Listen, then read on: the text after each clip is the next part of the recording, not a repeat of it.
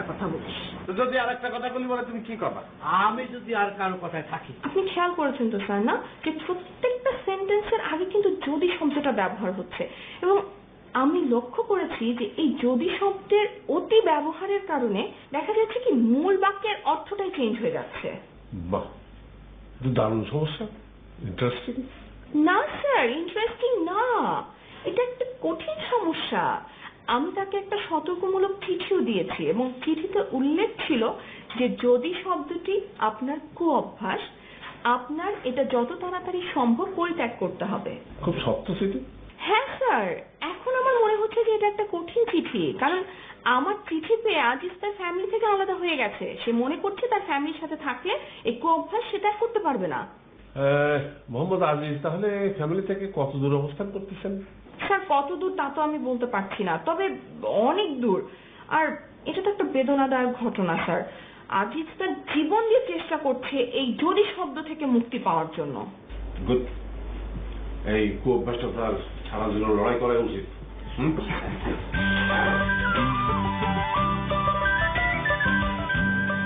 Advocate সাহেব, আপনি কি এবারও আরেকটা মামলা নিয়ে ড্রামা শুরু করছেন?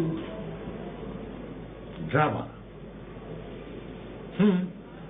ড্রামা তো সব জায়গায় যাচ্ছে। ড্রামা ছিল, ড্রামা আছে, ড্রামা থাকবে। এখন কথা হচ্ছে যে কোন ধরনের ড্রামা, সেটা কি হিস্টোরিক্যাল ড্রামা হবে নাকি সোশ্যাল ড্রামা? কেন, অফিসিয়াল ড্রামা হবে। এর আগে আপনি রিকশাওয়ালার মামলা নিয়ে অনেক নাটক করেছেন। এবারও দেখলাম একটা লোক খুব সুন্দর করে যুক্তি তর্ক দিয়ে একটা এফআইআর তৈরি করলো। আপনি তাকে প্রাসঙ্গিক কোনো হেল্পই করছেন না, বরং অপ্রাসঙ্গিক প্রসঙ্গ টেনে টেনে তাকে বারবার জিজ্ঞেস করছেন যে সে কেন সদরঘাট দিয়ে পাঠা কিনতে গেল। হ্যাঁ, তাতে সমস্যা কি? হাজার সমস্যা আছে। আপনার কথা শুনে মনে হচ্ছে যে পাঠা কিনাটা অপরাধ আর পকেট মারাটা কোনো অপরাধই না। লোকটা পাঠা কিনতে যেতেই পারে। পাঠা কেন, সে যে কোনো জিনিস কিনতে পারে, এমনকি সরিষার তেলও কিনতে পারে। কিন্তু পাঠা কিনা তো কোনো অপরাধ না। আপনি বলেন, পাঠা কি মদ হিরোইনের মতো ইলিগাল? পাঠা কিনা কি অপরাধ? না না না, সেইটা অপরাধ হবে কেন? পাঠা তো সে কিনতেই পারে, কিন্তু একটা লোক সদরঘাট দিয়ে এক বন্দা টাকা নিয়ে কেন পাঠা কিনতে যাচ্ছিল, মানে তার মোটিভটা কি, এটা জানাটা খুব জরুরি ছিল। আচ্ছা যাও, আপনার ডায়লগ শেষ, এবার আমি বলি। ওই লোক জনতাকে সঙ্গে নিয়ে পকেট মার ধরেছে। এখন হাজার হাজার জনতা ওই পকেট মারকে যদি গণপিটুনি দিত, তাহলে পকেট মারের নির্মম ভাবে মৃত্যু হতো। সেটা কি ঠিক? দেখেন, আমাদের সমাজে অনেক মানুষ আছে যারা হাজার হাজার কোটি টাকা পকেট মেরে জনতার পকেটকে শূন্য করে দিচ্ছে। তাদেরকে কে ধরবে? আর একটা সামান্য পকেট মার অল্প কটা টাকা নিয়েছে, তার জন্য তার নির্মম মৃত্যু। এটা পরিস্থিতি। পকেটমারি করেছে আর উনি জনতাকে নিয়ে পকেটমারকে ধরেছে। এছাড়া উনি আর কি করতে পারে? হ্যাঁ, অনেক কিছু করা যেত যদি আমরা একটু সতর্ক হই। তাই বলে ভাববেন না যে আমি পকেটমারের পক্ষে কথা বলছি। আমি পরিস্থিতিটা একটু পর্যবেক্ষণ করছি। ঠিক আছে, আপনার কলিগকে পাঠাই দিন। দেখেন, আপনি যত যাই বলেন, পরিস্থিতি আপনার অনুকূলে নেই। আপনি অফিসকে কি পর্যবেক্ষণ করবেন? উল্টো অফিসে আপনার পর্যবেক্ষণ করছে। তাই নাকি? এর আগে আপনি রিকশাওয়ালার মামলাটা নিয়ে বহু নাজেহাল করেছেন আমাদের কলিগকে। এখন আবার পকেটমারের মামলাটা নিয়ে আরেক রকম নাটক শুরু করেছেন। অফিস তো আপনাকে পর্যবেক্ষণ করবেই। করুক, অফিস পর্যবেক্ষণ করে আমার কিচ্ছু করতে পারবে না। আপনাকে ওই ডায়লগটা আবারও স্মরণ করে দিতে বাধ্য হচ্ছি। আমাদের অফিসের বিগ বস আমার দুঃসম্পর্কের নিকটাত্মীয়। কিন্তু চাকে বকর, এই পুতুষকে পাঠা, একটা চা দিতে বল।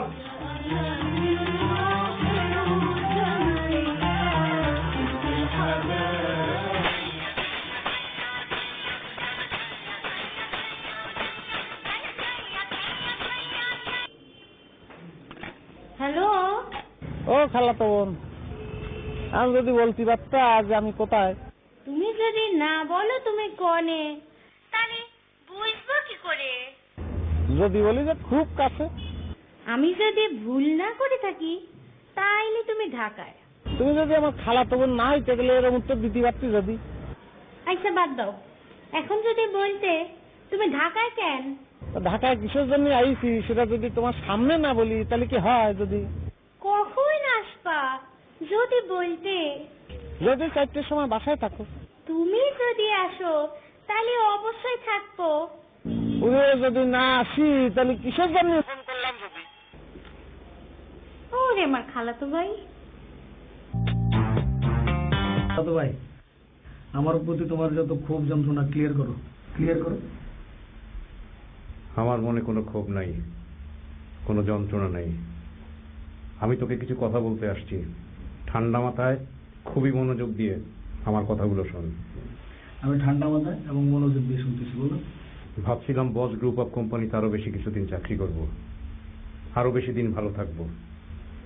অফিসে আমার পারফরমেন্স খুবই ভালো, বিগ বসের নজর আছে আমার প্রতি। কিন্তু এখন মনে হচ্ছে এই চাকরিটা আমার করা হবে না। যদি পরিবারের মানুষই বিশ্বাসঘাতকতা করে, আমি কেমন করে চাকরিটা করব? কুল বস, ব্যাপার না।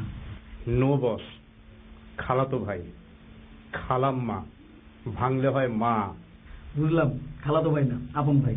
বলো আপন ভাই, কি করতে হবে? বাচ্চু, তুই ফাজলামি করবি না, শয়তানি বদমাশি করবি না। আমি এইখানে আসছি সেই সিদ্ধান্ত নিতে যে আমি চাকরিটা করব কি করব না। অফকোর্স করবা, 100% করবা, সমস্যা কি? করব। ইয়েস। তাহলে হাত ছুঁয়ে শপথ করবি যে আমার কলিগ এরিটাকে তুই আর কোনো ধরনের ডিস্টার্ব করতে পারবি না। তুমি এটা কি বললা? আমি তো এলিজারে বৃষ্টির মতো ভালোবাসি, আমি তো এলিজারে রবীন্দ্রসঙ্গীতের মতো ভালোবাসি, আমি তো নজরুলের বিদ্রোহী কবিতার মতো ভালোবাসি, আমি তো এলিজারে জীবনানন্দের বনলতা সেনের মতো ভালোবাসি।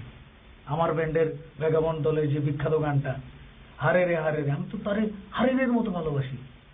আমি তো পারুম না তারে ভুলে যেতে, আমি পুরো পৃথিবীতে ভুলে যেতে পারি, কিন্তু এলিজারে তো আমি ভুলে যেতে পারি না। এ হচ্ছে বাদ ভাঙা জোয়ারের মতো ভালোবাসা, এ হচ্ছে চিৎকারের মতো ভালোবাসা। আমি তারে অনেক ভালোবাসি। আই লাভ হার। এ ডাকলু, কিছুতে পারবি না আমার কাছ থেকে এলিজারে ছিনায় নিতে। আমি পৃথিবী ছেড়ে দিতে পারি, কিন্তু আমি এলিজারে ছাড়তে পারবো না ভাই। তোমার প্রতি একটাই রিকোয়েস্ট ভাই, তোমার প্রতি রিকোয়েস্ট হলো ভাই। বুঝলাম, বিশ্বাসী মানুষ মানে অবিশ্বাসের ঘর, নিঃশর্ত মানুষ মানে ভীষণ স্বার্থপর। আমার মনে হয় চাকরিটা করা হবে না। এই খালাতো ভাই, তুমি আবার ভুল বুঝলে। এই খালাতো ভাই,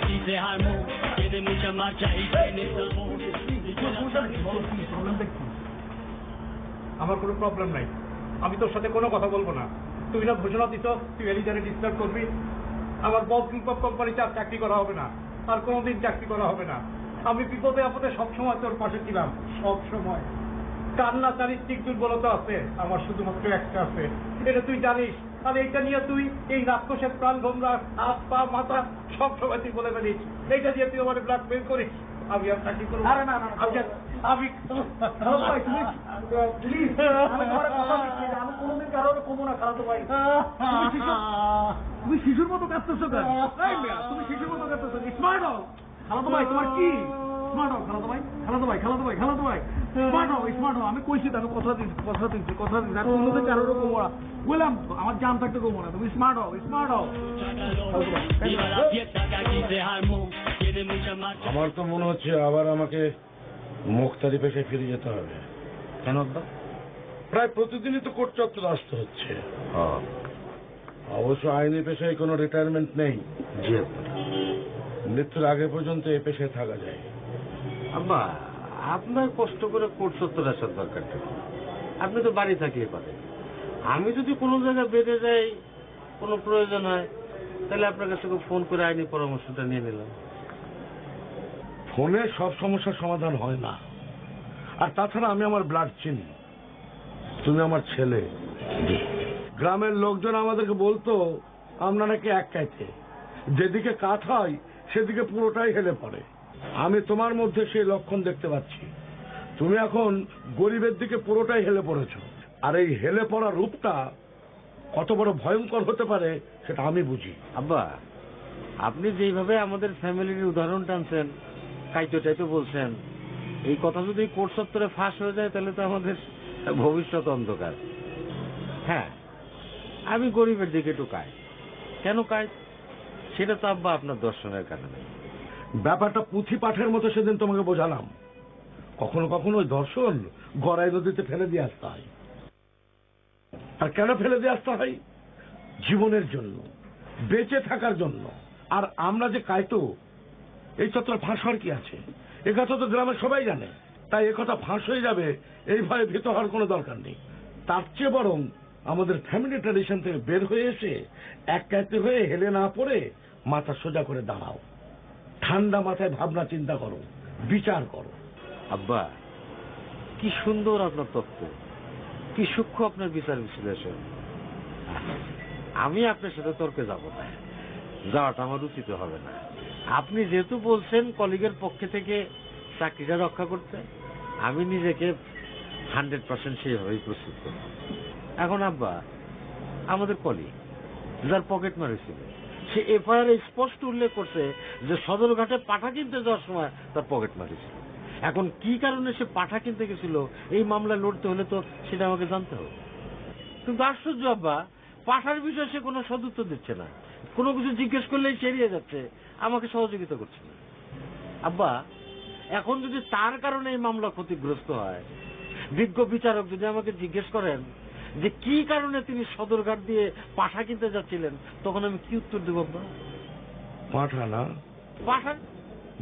পাঠা। এই কাজ করতো, ক্রিমিনাল অ্যাক্টের বইটা বের করতো।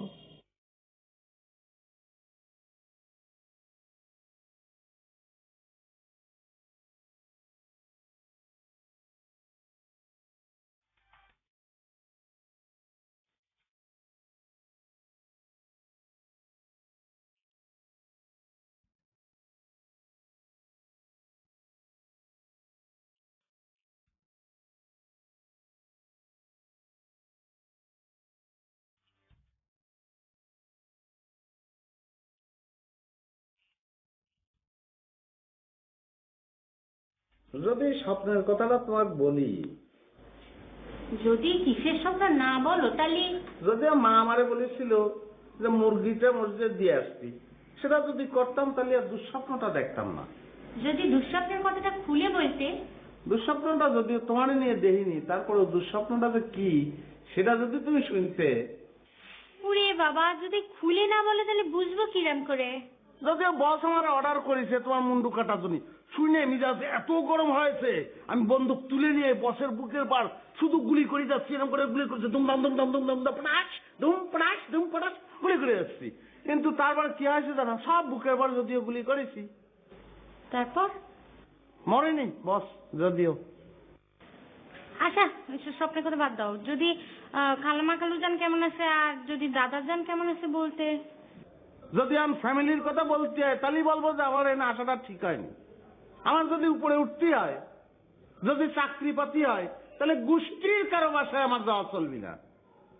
যদিও আবেগে একদম টিকতে পারিনি, এত আবেগ হয়েছে সেই জন্যই তোমার কাছে চলে আসছি। কিন্তু আসে হারে হারে টের পাচ্ছি, যদিও এখানে আসাটা আমার ঠিক হয়নি। উফ, বুঝলাম না। যদি খুলে না বলো তাহলে বুঝবো কি করে? যদি আমি খুলে করতে পারবো না, যদি কোনোদিন চিঠি লিখে জানানোর সুযোগ পাই সেটা জানাবো। যদি এখন আসি।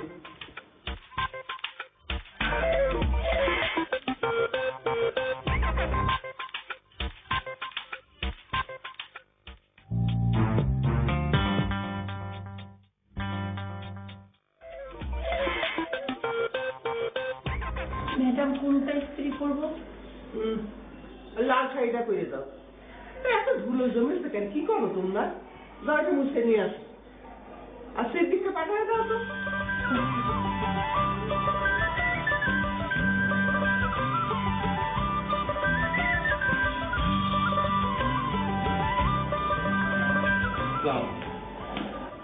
শুনো সিদ্দিক, তোমার উপর আমার 1 সেকেন্ডেরও আস্থা নাই।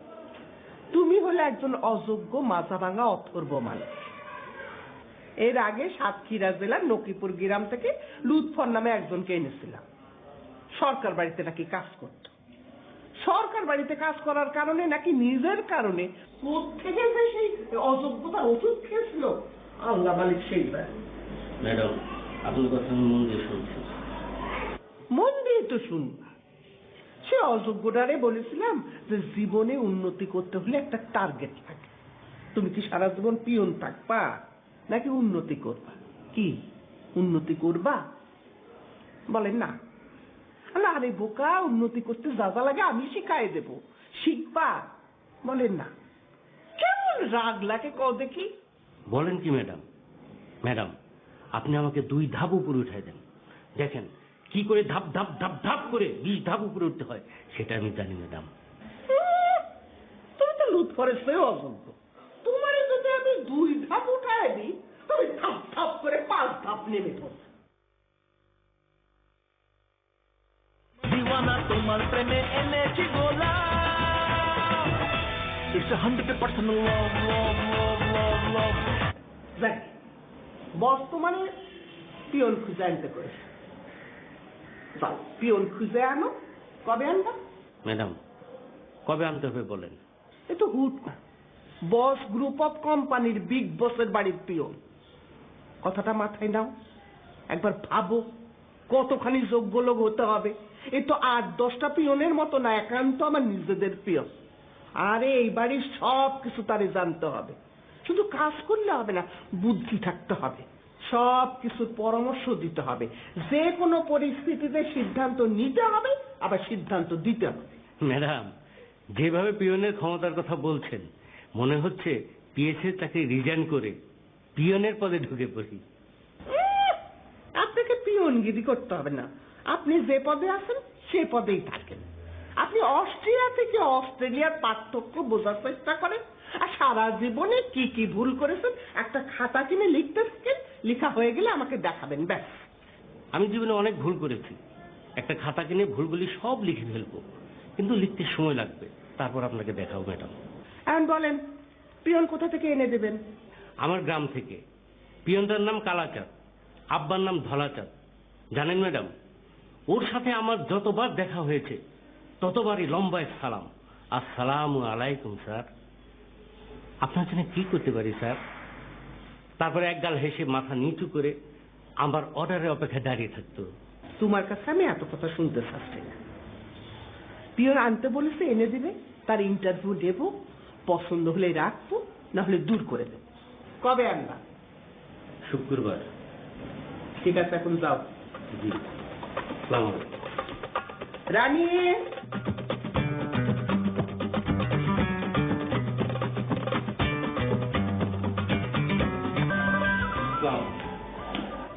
শুনো সিদ্দিক, তোমার উপর আমার 1 সেকেন্ডেরও আস্থা নাই। তুমি হলে একজন অযোগ্য মাজা ভাঙা অথর্ব মানুষ। এর আগে সাতক্ষীরা জেলার নকিপুর গ্রাম থেকে লুৎফর নামে একজনকে এনেছিলাম। সরকার বাড়িতে নাকি কাজ করত। সরকার বাড়িতে কাজ করার কারণে নাকি নিজের কারণে কোত্থেকে যে সেই অযোগ্যতার ওষুধ খেয়েছিল আল্লাহ মালিক সেই ব্যাপার। ম্যাডাম, আপনার কথা আমি মন দিয়ে শুনছি। মন দিয়ে তো শুনবা।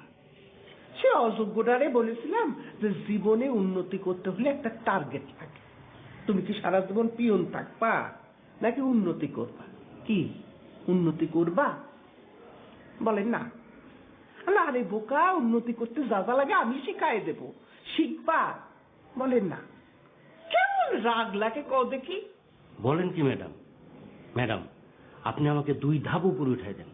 দেখেন কি করে ধাপ ধাপ ধাপ ধাপ করে 20 ধাপ উপরে উঠতে হয় সেটা আমি জানি ম্যাডাম। তুমি তো লুট করেছে অযোগ্য। তোমার যদি আমি 2 ধাপ উঠাই দিই, তুমি ধাপ ধাপ করে 5 ধাপ নেমে পড়ো। দিওয়ানা তোমার প্রেমে এনেছি গোলা, ইটস 100% লাভ লাভ লাভ লাভ লাভ। দেখ, বর্তমানে পিয়ন খুঁজে আনতে করেছে। যাও, পিয়ন খুঁজে আনো। কবে আনবা? ম্যাডাম, কবে আনতে হবে বলেন। এ তো হুট না। বস গ্রুপ অফ কোম্পানির বিগ বসের বাড়ির পিয়ন। কথাটা মাথায় নাও, একবার ভাবো কতখানি যোগ্য লোক হতে হবে। এ তো 8-10টা পিয়নের মতো না, একান্ত আমার নিজেদের পিয়ন। আরে এই বাড়ির সব কিছু তারে জানতে হবে, শুধু কাজ করলে হবে না, বুদ্ধি থাকতে হবে, সব কিছুর পরামর্শ দিতে হবে, যে কোনো পরিস্থিতিতে সিদ্ধান্ত নিতে হবে, আবার সিদ্ধান্ত দিতে হবে। ম্যাডাম, যেভাবে পিয়নের ক্ষমতার কথা বলছেন মনে হচ্ছে পিএসের চাকরি রিজাইন করে পিয়নের পদে ঢুকে পড়ি। আপনাকে পিয়নগিরি করতে হবে না, আপনি যে পদে আছেন সে পদেই থাকেন। আপনি অস্ট্রিয়া থেকে অস্ট্রেলিয়ার পার্থক্য বোঝার চেষ্টা করেন, আর সারা জীবনে কি কি ভুল করেছেন একটা খাতা কিনে লিখতে থাকেন, লেখা হয়ে গেলে আমাকে দেখাবেন, ব্যাস। আমি জীবনে অনেক ভুল করেছি, একটা খাতা কিনে ভুলগুলি সব লিখে ফেলবো, কিন্তু লিখতে সময় লাগবে, তারপর আপনাকে দেখাবো ম্যাডাম। এখন বলেন পিয়ন কোথা থেকে এনে দেবেন? আমার গ্রাম থেকে। পিয়নটার নাম কালাচাঁদ, আব্বার নাম ধলাচাঁদ। জানেন ম্যাডাম, ওর সাথে আমার যতবার দেখা হয়েছে ততবারই লম্বা এক সালাম, আসসালামু আলাইকুম স্যার, আপনার জন্য কি করতে পারি স্যার? তারপরে একগাল হেসে মাথা নিচু করে আমার অর্ডারের অপেক্ষায় দাঁড়িয়ে থাকতো। তোমার কাছে আমি এত কথা শুনতে চাচ্ছি না। পিয়ন আনতে বলেছে, এনে দিবে, তার ইন্টারভিউ দেব, পছন্দ হলে রাখবো, না হলে দূর করে দেবো। কবে আনবা? শুক্রবার। ঠিক আছে, এখন যাও। জি, আসসালামু আলাইকুম। রানী